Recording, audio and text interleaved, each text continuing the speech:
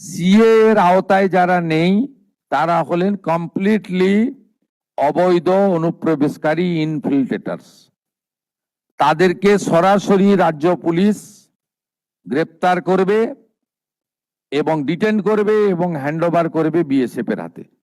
এবং বিএসএফ তারা বিডিআর এর সঙ্গে কথা বলে তাদেরকে ডিপোর্ট করার ব্যবস্থা করবে, অর্থাৎ ডিটেক্ট, ডিলিট, এবারে ডিপোর্ট। এই আইন আজ থেকে কার্যকর হলো।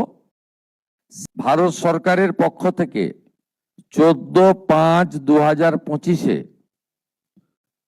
যারা অবৈধ বাংলাদেশি অনুপ্রবেশকারী তাদেরকে সরাসরি বিএসএফ এর হাতে হ্যান্ডওভার করার জন্য একটি নির্দেশিকা এবং তার সঙ্গে একটি আপনার অবৈধ অনুপ্রবেশকারীদেরকে হ্যান্ডওভারের আইন ভারত সরকারের পক্ষে under secretary government of India Pratap Singh Rawat পাঠিয়েছিলেন।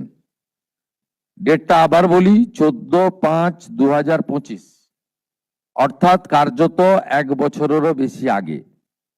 পশ্চিমবঙ্গের আগের সরকার তারা একদিকে শরণার্থীদের সিএএ দেওয়ার ক্ষেত্রে বিরোধিতা করেছে, অন্যদিকে এই গুরুত্বপূর্ণ সুযোগ বা আইন ভারত সরকার যেটা দিয়েছিলেন তাকে কাজে লাগেননি।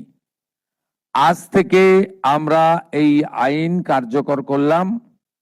এর ফলে সিএ এর অন্তর্ভুক্ত যারা, অর্থাৎ সিএ তে বলা আছে 7টা কমিউনিটি বা ধর্ম পালন করা লোকেরা তারা সিটিজেনশিপ অ্যামেন্ডমেন্ট অ্যাক্টের আওতায় আসবেন এবং তাদেরকে যারা 31/12/2024 পর্যন্ত এসেছেন তাদেরকে কোনো পুলিশ কোথাও হ্যারাসমেন্ট ডিটেন করতে পারবে না।